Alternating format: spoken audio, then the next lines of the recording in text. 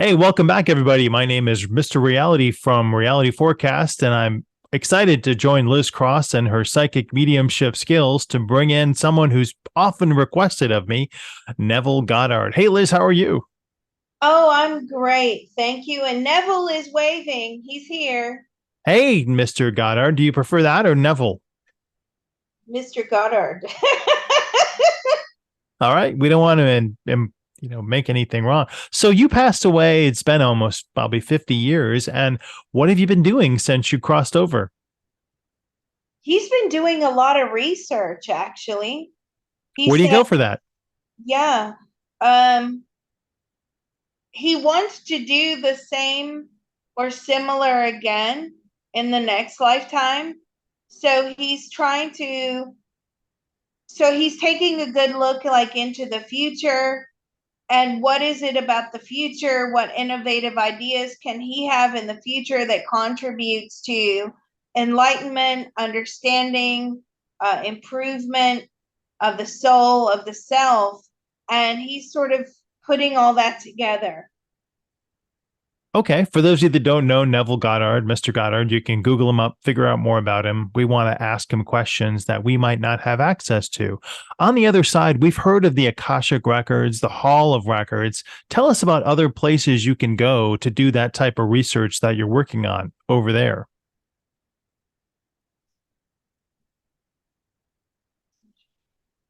He says the Hall of Records, you can get a lot of information about the future. He has a lot of conversations with people that are already designing their lives. They're going to be very influential, make a lot of impact in the future. And they're all working as a collective to bring about evolution. Okay, but places over there, where can you go? What's that place look like? Tell us so that we can see it in our minds.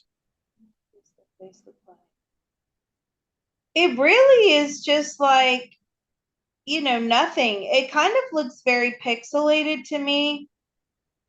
It's just like standing around in nothingness. Is he there with his Ethiopian mystic, Abdullah? Oh, they're old friends. I don't know who that is, but he just put his arm around that person and said, "We're old friends. We're brothers."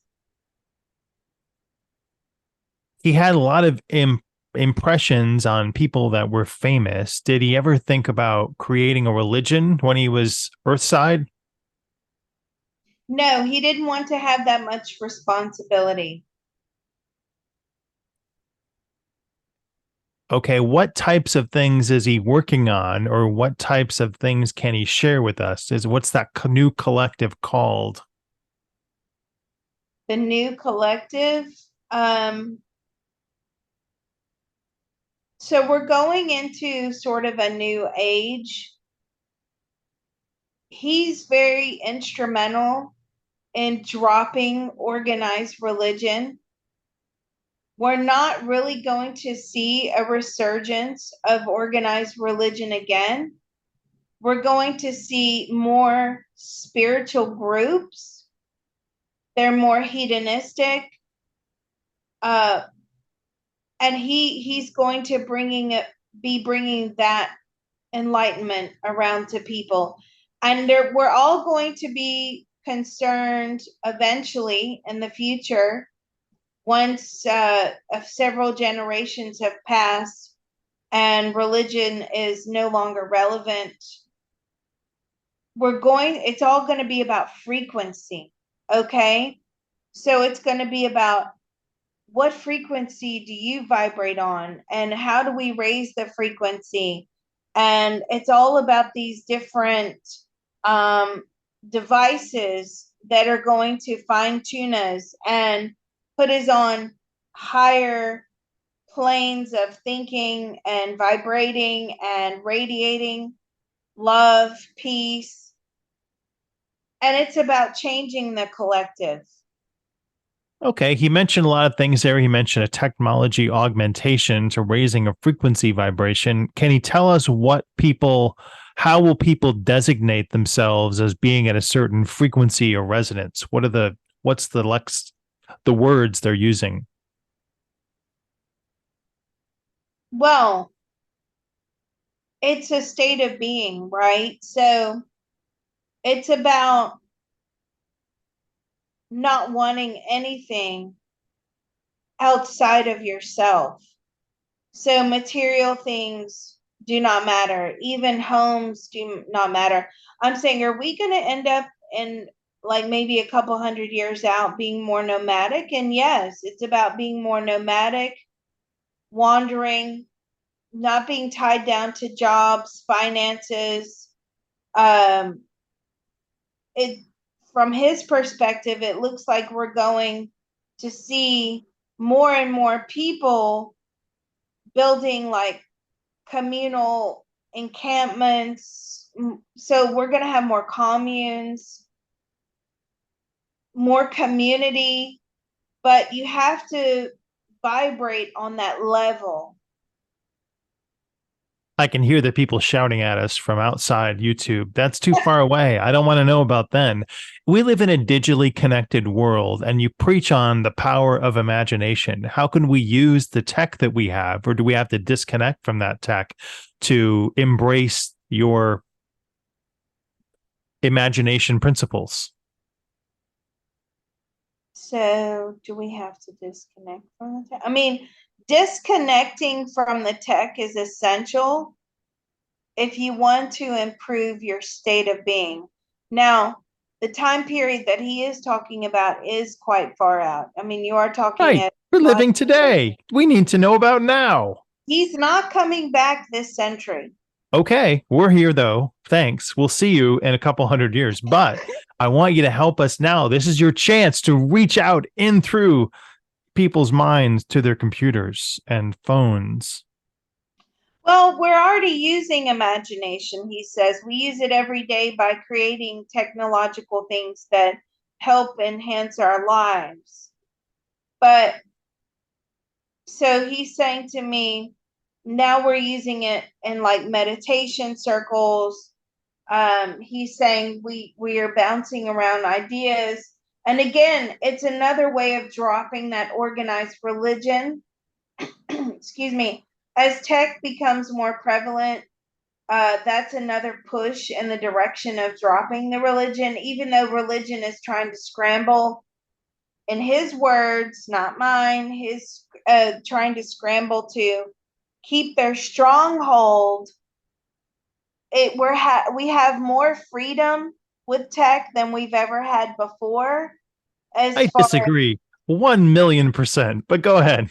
yeah, I was just thinking that as well, Ronan. To be honest with you, but in the way that we can collect and ideas and we can share ideas with people all over the world. He's talking about that sort of freedom, not the freedom or the lack of freedom of being tracked, traced, He's talking about using it from an imagination perspective. You can connect with anyone around the world and share your dreams, create things. So he thinks that's very freeing. I can understand from your technological perspective how you view that as exciting, but to us, it's more constricting. And I would argue with the spirits, this is not something that we've done before, but I would argue with Mr. Goddard that what he said is opposite of what I believe, because embracing the power of yourself that religion provides you helps you divorce from technology, and it helps you reach closer into your own personal power.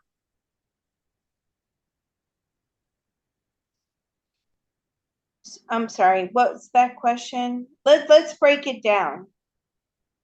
I guess my question is, how can you say you must divorce yourself from religion when religion and how can you say that? that seems like it helps people get more in touch with themselves and not more disconnected. Yes, but see, more people, he's thinking well out into the future. So more people will be connecting on this frequency. You can have far deeper connectivity on a frequency level than you can with religious beliefs or religious levels.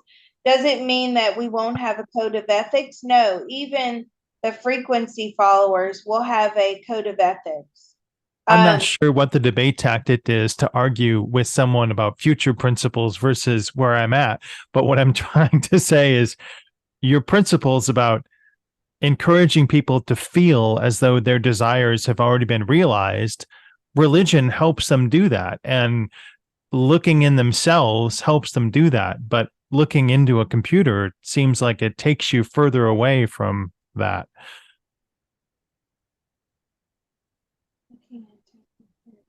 Where did well, you go in yes and 1952 when you no. disappeared? Yes and no, because it depends what you do with it. So it's all down to the individual on what they're using the computer for. Okay, you disappeared in 1952. Where did you go?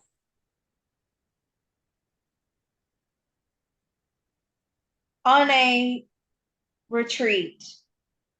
What types of things did you learn? Who did you talk to? He did a retreat of where he was. So I've heard of this before with Buddhists or certain spiritual Buddhist groups where you go into the woods and you do a lot of fasting, you do a lot of praying, you try to reconnect spiritually, and you stay there until you hear your spirit name. Is that what you were doing? Not exactly, he says. I didn't wait to hear my spirit name, but it was a cleansing.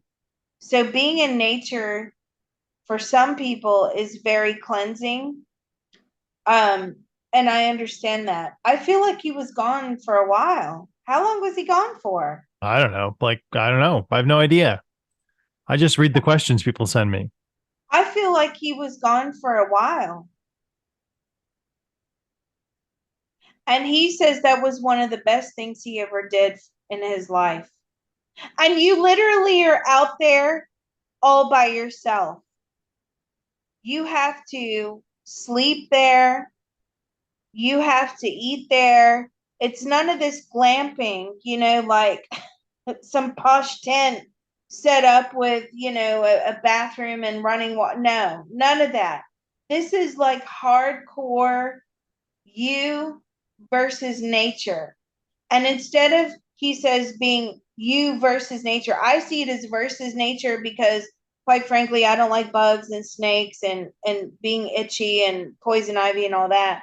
But instead of it being you versus nature, he's saying, Liz, it has to be you are nature. So you align yourself with nature. And it really, he says, does something to the soul. It's about connecting with his soul, connecting with his consciousness, being able to get rid of the noise and process a lot of difficult things. I feel like he had a lot of troubling things that he was still trying to absorb and process and release, and he needed that time to do so. What were some of the struggles that he faced personally in his life? Never feeling good enough. Even though he touched so many people in so many ways, he never felt good enough. He never felt as if he was doing enough for himself. And he struggled with that. In your lectures, you talked a lot about higher vibration. You talked about that in the future too. Can you suggest some direct methods people can apply to achieve those higher levels of vibration? Well, he's saying meditation and aligning your voice with certain vibrations, certain frequencies, you'll know instinctively when you hit that frequency or that vibration. Hypnotherapy, again, that's come through again. We keep getting hypnotherapy. I think that's going to start really gaining ground in the future. You mentioned connecting subconscious and the unconscious and manifesting, and a lot of your works talk about the law of attraction, law of manifestation. What insight have you gained on the other side that you can share with us about how people can manifest and what are some of the stumbling blocks for them? He's so funny because and I agree with him. He says the ultimate manifestation is not needing anything, but not manifesting material things whatsoever. It's about not needing anything, not wanting anything. The ultimate manifestation. Yeah, I know. Oh, But I've wondered why I never studied the works of Neville Goddard, and now I understand. yeah, right. I mean, but no, I guess he's very brilliant. I've never read him either. I've heard of him. I don't have time to delve into all this stuff now. But I agree with him when he says that the ultimate manifestation is, whilst we're on the earth plane, is not needing anything, but not having anything either. So That's the easiest manifestation. Just have and do nothing. There you go. Congratulations, you're a winner.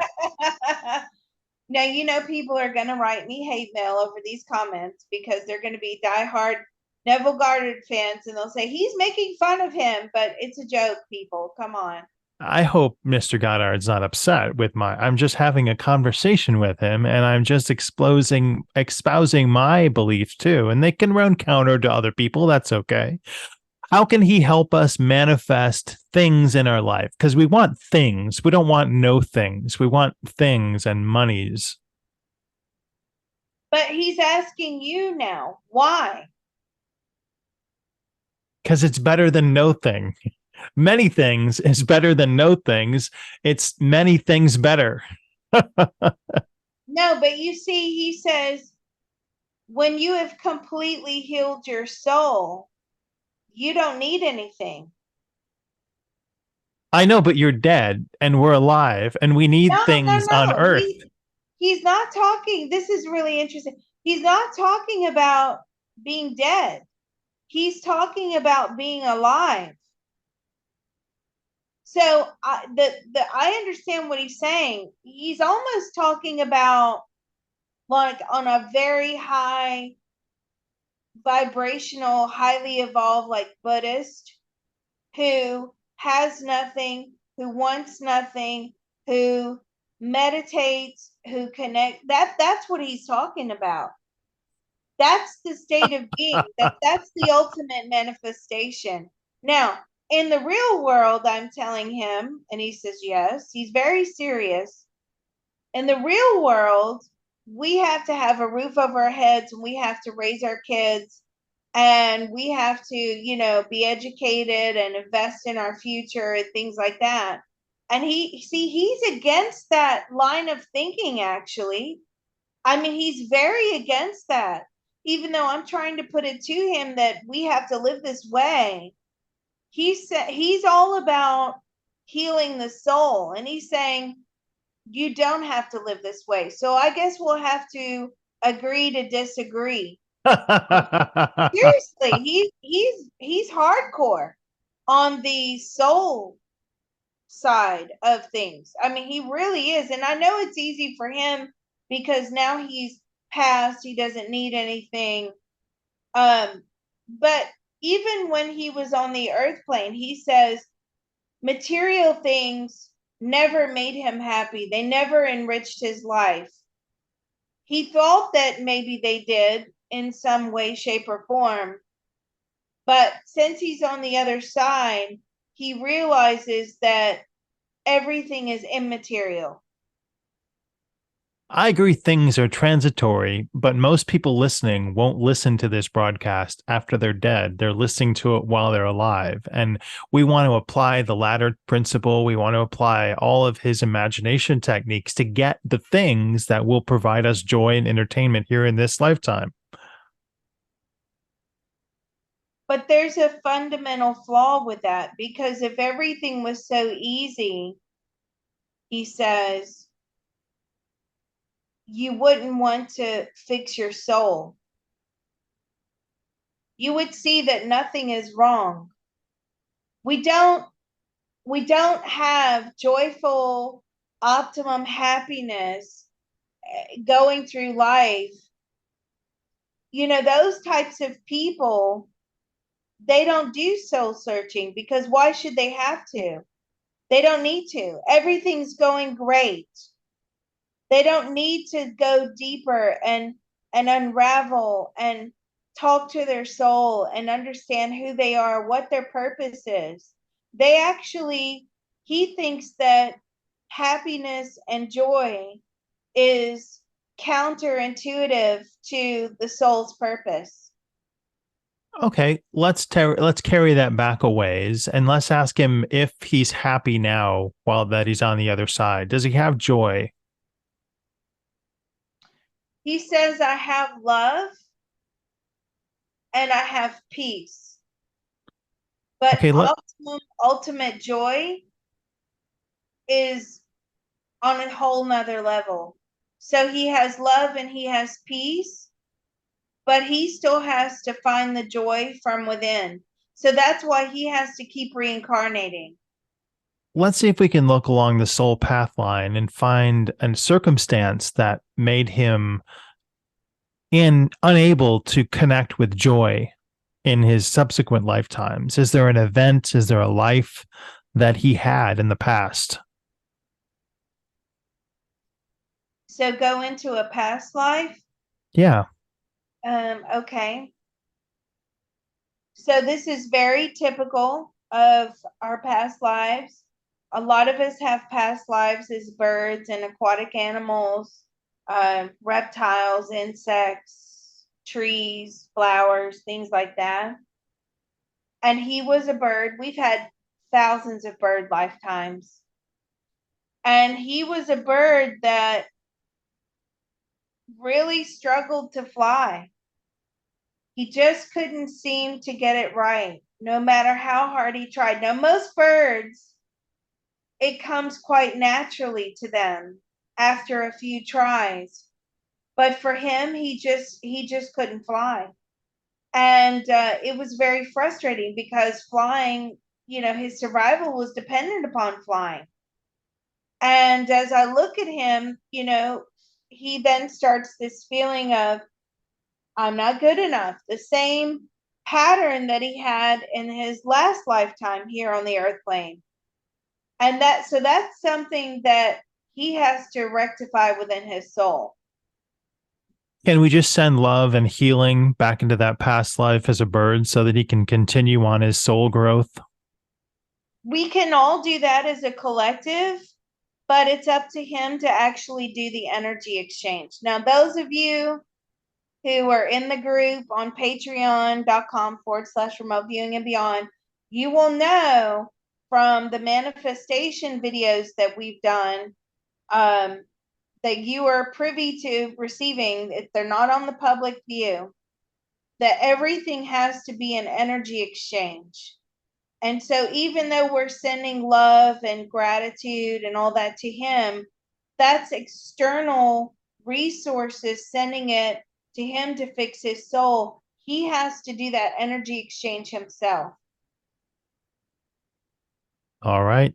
Thank you very much, Mr. Goddard. Thank you very much, Liz Cross. And every one of you, thanks for listening. If you're reading or looking at Neville Goddard, please send some energy back to that life and see if he accepts it. And let us know how that worked for you in the comments section below. Thanks so much, Liz. Wow. This one, we've had a whole array of readings today, and this one was just really intense. I'm probably going to have to make another cup of tea now. Bye, everybody. Thank you. Bye.